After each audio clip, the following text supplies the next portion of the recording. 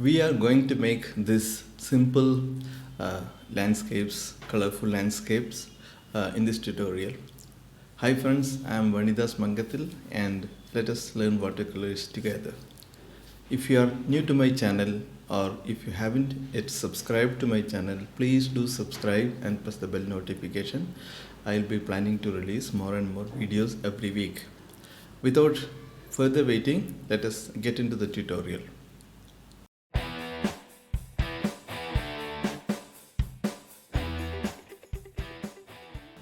I am using a cold pressed watercolor paper around 300 GSM, 100% cotton, and the pen that I am using for drawing is Unipin Fine Line 0.7. I will give the details of the materials in the description below. This drawing is a simple drawing, an imaginary drawing, a simple drawing without too much of details. It is just a kind of a small village house and some greeneries. Okay. Maybe I'll add couple of figures here. And again, these are very loose or simplified drawings. Okay, these are the major elements for this particular demonstration, and maybe for filling the gap, we will add some greeneries. Okay.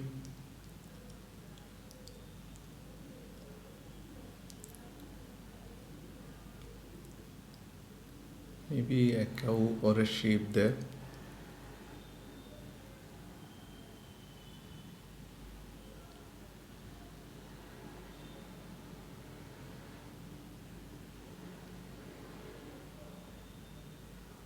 Right, some foliages in the background.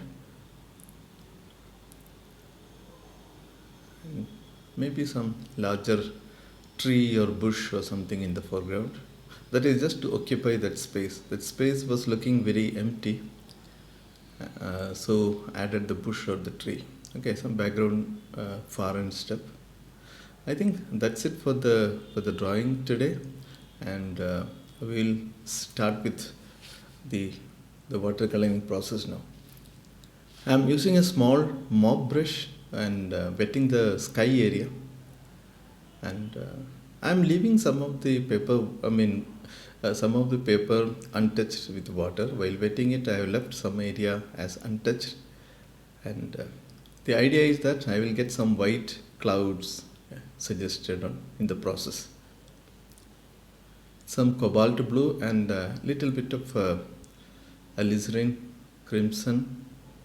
It is basically I'm using artist quality watercolor tubes from Camel, and the colors that I used are cobalt blue and crimson lake. Now the sky is almost done. Okay, we have some purplish blue sky and some areas as white clouds. These are the untouched areas while wetting the paper. Right. Let us make a little bit more darker colors now. It is cobalt blue and a touch of burnt umber. Cobalt blue and burnt umber and maybe a touch of crimson. Okay, it is a darker color, darker grayish kind of a color. And if you don't have the same colors, you can mix whatever color is appropriate color that is available in your palette. Okay. This is to suggest the far end step, far end foliage, or it could be a far end mountain, hills, etc. Okay. See, well, sky is not yet dry, so you may find that the top edge of this far end foliages may have soft edges because that area is wet. Okay. I think that is okay, reasonably okay. And let us make some sap green and lemon yellow, maybe a little bit of yellow ochre and sap green. And let us define the grass area in the field, in the lands, in the land.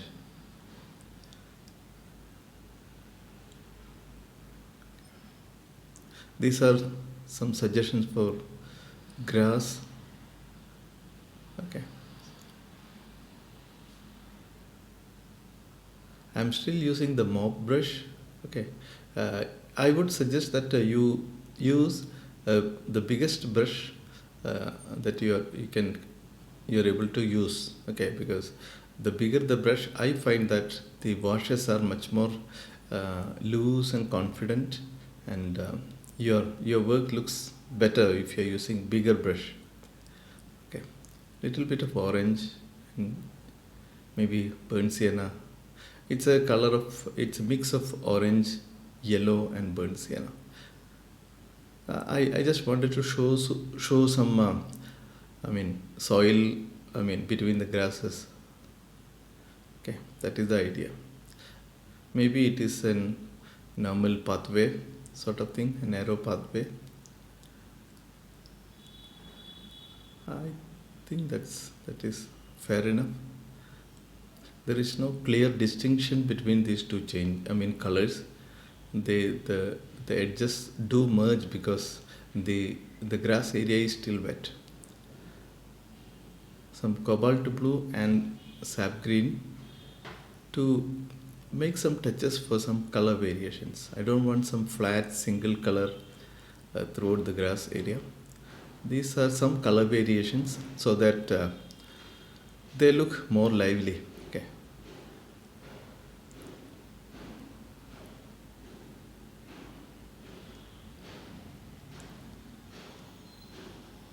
Right. I think it looks okay. The color looks much much stronger now. I think that watercolors, when it dries, it will dry lighter, so it shouldn't be a problem. So I'm using a little bit of olive green now, olive green and a touch of blue. For these kind of darker greens, I usually use olive green and maybe some blue, ultramarine or cobalt blue, and little bit of maybe burnt sienna. These are the usual color combination that I pick.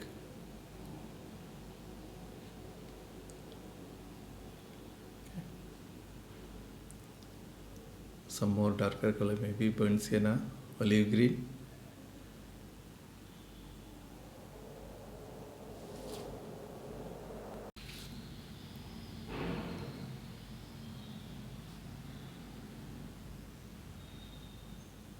It is not too much watery. It is slightly thicker consistency paint. Okay, I'm using some the olive green, blue, and a touch of red for the distant, maybe bushes or foliages behind the house. Okay, it is something between the green land and the far end mountains or hills or foliages. It is something to fill the gap between or to connect the land area or the grass area to the far end stuff. Still I am using the same brush. I haven't changed it.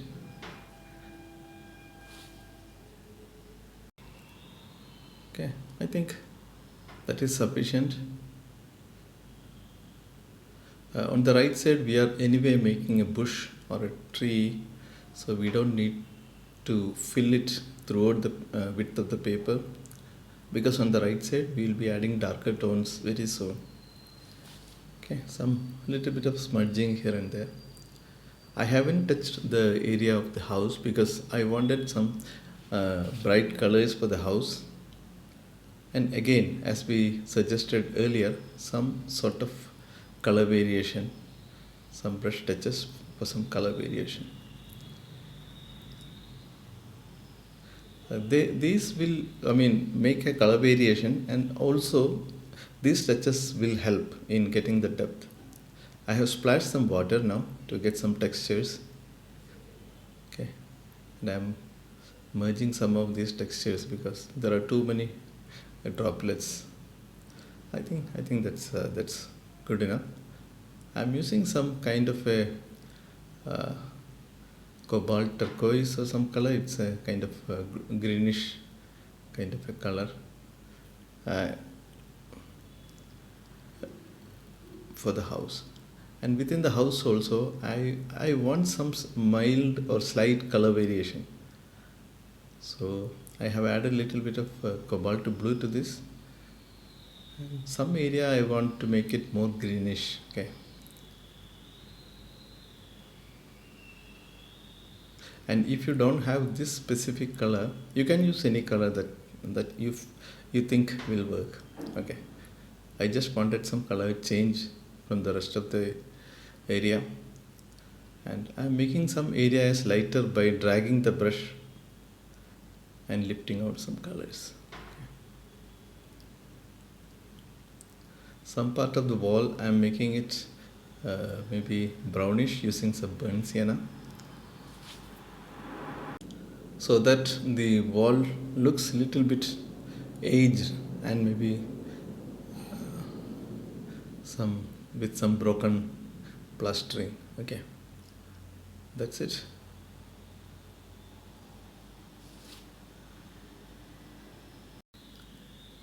Maybe some darker color for the side plane.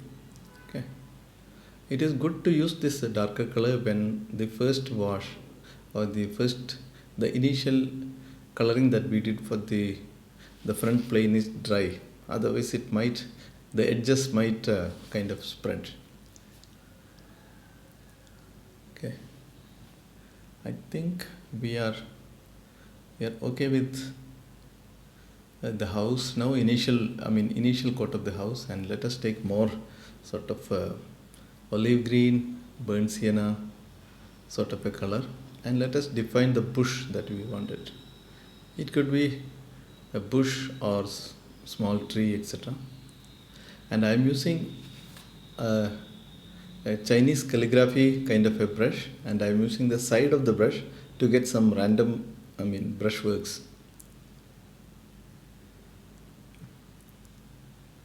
I think it is reasonably representative, convincing.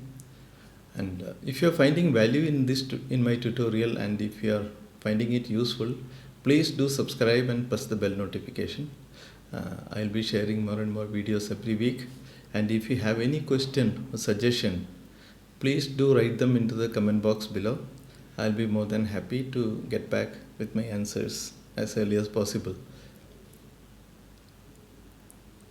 Okay, I think this is fair enough. These shadows make them hook properly to the ground. Okay.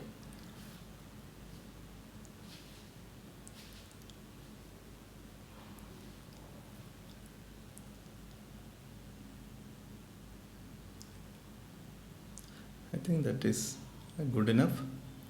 Some splashing of water for some textures. Okay. See, I wanted some shadows on the muddy area also.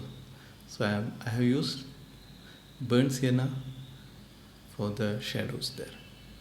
See, within the shadow we have color difference. The shadow on the green area is more darker green sort of a thing, and the shadow on the soil or mud area is burnt sienna.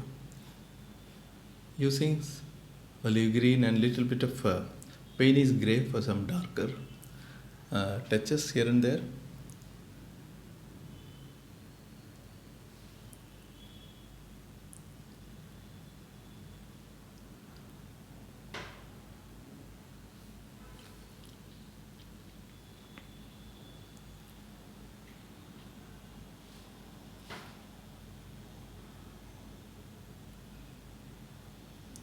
Okay.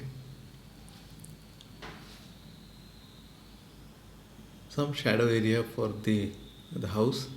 Initially it is with Payne's grey, and now I am mixing it with the color of the wall that we have mixed.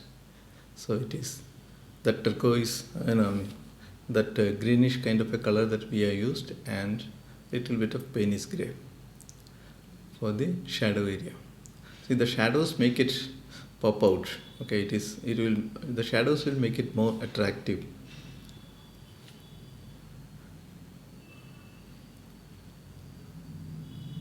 And the side wall also should be a little darker. So adding some Payne's grey color, and now we can soften it. See the shadows, the shadow area are darker in the top and lighter in the bottom for this particular side wall.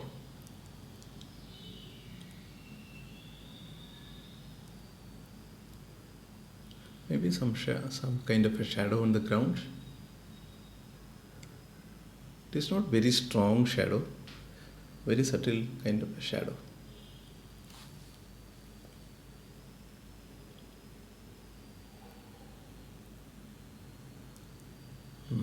I think we are okay. I don't want to do too much on the house. I'm now adding some kind of a crimson color for one of the figures. See, the figure is so tiny and it is probably under the roof, if not fully, at least partly, and we don't need too much details here.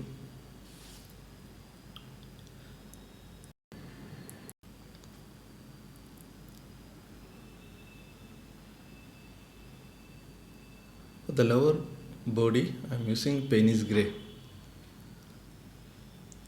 Right, it is just a suggestion. Okay. Some burnt sienna, and the brush already contains Payne's grey, so it's a darker color. I really do not know what these things are. These are some vertical elements. I always try to add some vertical element to connect the land and the sky. And I don't know what it is, so I'm converting them into some electrical poles. Okay. I'm not sure if this is the right idea. Let me know if you think this was a good idea or if you have a better idea for this.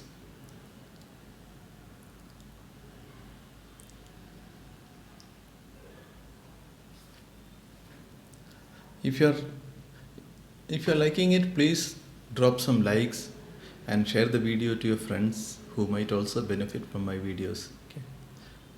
Because YouTube algorithm needs more and more interaction to reach out to more people. I'm not very happy with the electric pole. I should have avoided the middle one. Anyway, that is, we are done, so we cannot do anything.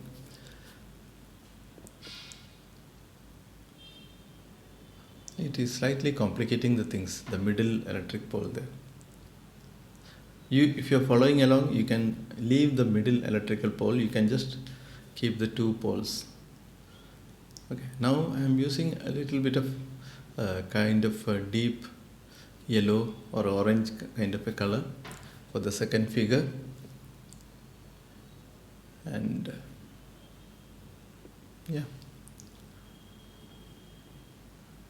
Now taking some orange color directly from the tube and applying it to the face and exposed body part for the figures. Okay, these are sort of skin tones in a simplified way.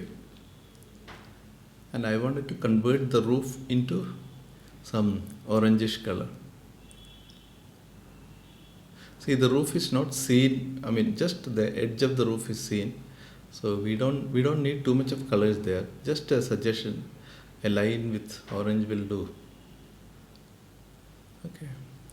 And maybe some sort of a goat or cow there. You don't have to define it properly. Just a black shape will do. Maybe to match with that, there is a dark figure. Very tiny dark figure.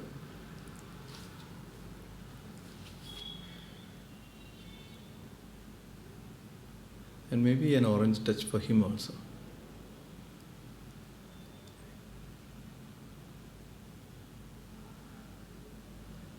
Now let us take some white color directly from the tube and add some highlights. This again should be done very, very carefully. It should be done the usage of white. White is an opaque color, so you should use it very judiciously. In a very limited manner. Okay. I think I am pretty much done. There are some kind of lot of darker tones here, on the middle electric pole. As I told, I would suggest you discard the middle electric pole and just paint the rest of it. Okay, I think we are done. I think the tree can be taller here. I somehow feel that the tree could be, or the foliage, the bushes, whatever you call it, okay, it could be slightly taller, and I think that will be a better composition. That is just my thoughts. These are some impulsive decision. If you look at, if you remember our original drawing, it was, shorter.